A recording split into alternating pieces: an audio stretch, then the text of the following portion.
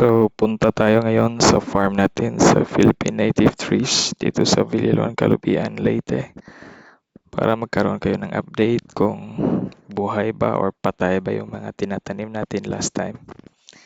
Like for example, ito yung white lawaan. Tinanim to in 2021 at the height of COVID pandemic. So, isa to sa mga 50 pieces na white lawaan na tinanim dito. Ito namang isa na to, white lawaan din to kaso lang nabansot. Mas maliit kaysa doon sa isa. Ito naman ay ang Philippine cinnamon or locally known as kaningag. Unfortunately, 3 lang silang nabuhay. Ito naman ay supa. Ang dahon niya ay kahawig sa dahon ng ipil. Pero mabagal din tong lumaki. Tinanim din to around 2021. Kasabayan lang sa mga white lawaan. Sa part na to naman, karamihan dito ay mga dao, tuog, and nahaluan ng white lawaan. Ito yung tinatanim before the COVID-19. Yung mga dao and tuog. The lawaan were planted in 2021. So, kita nyo naman yung mga dao ay mas malalaki rin kaysa mga white lawaan. Yan, itong dalawa na to na maliliit ang puno. Mga white lawaan yan. Yung mga mas malaki, dao and tuog. Halo-halo yan sila. Mayroong isang puno dito ng dao na siya talaga ang pinakamalaki sa lahat ng batch ng dao na tinanim. Namumukod tangi siya sa bilis ng paglaki. Siguro dahil sa pwesto niya na marami siyang sunlight na makukuha at malamig rin yung lupa dahil mas malapit siya sa puno ng mangga. So ito na yung puno na yun na sinasabi ko. Napakalaki. 7 taon pa lang to pero kita niya naman yung katawan ng dao. Napakasulid, napakabuo at napaka-straight. Tsaka yung mga sanga niya, balance na balance kung tingnan. Kita niya naman yan. Yung mga sanga naman niya sa baba, dahan-dahan niyang matatanggal. This one is mangga chapoy. Unfortunately, sa dami ng mangga chapoy na tinanim, yan lang ang isa na naiwan.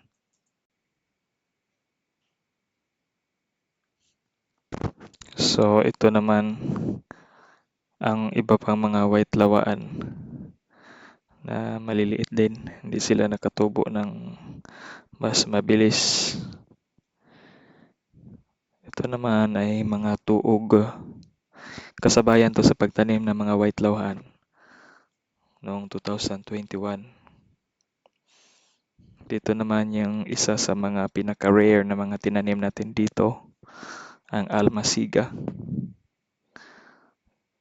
So, from 2021 up to now, 5 years of waiting, ganito lang siya kalaki.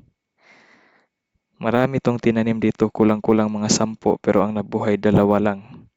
So, ganun lang talaga. Ito naman ang tindalo.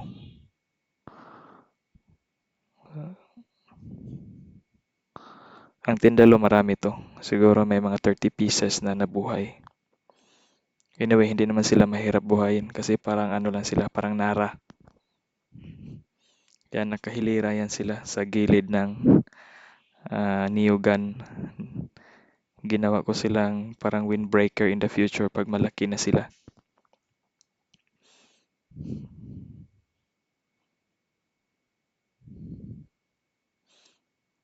Sa lahat ng tindalo, ito naman yung pinakamalaki. Yan. Hindi rin pare-parehas yung paglaki nila. May iba na mabilis, may iba naman na nabansot. Kung ano yung factor sa bilis or sa bagal ng paglaki and that, hindi ako sure kung ano talaga.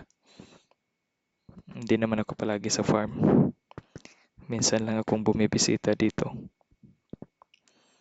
And meron tayong additional feature sa ating farm.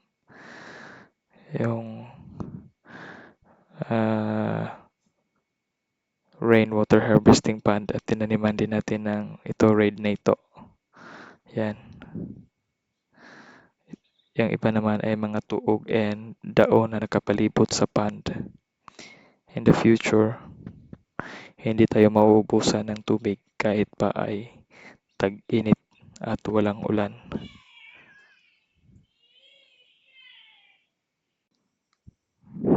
So, thank you for watching and I hope nakabigay ako ng inspirasyon sa inyo sa aking advokasya sa pagtanim ng mga katutubong punong kahoy ng Pilipinas. Mabuhay ang ating kagubatan.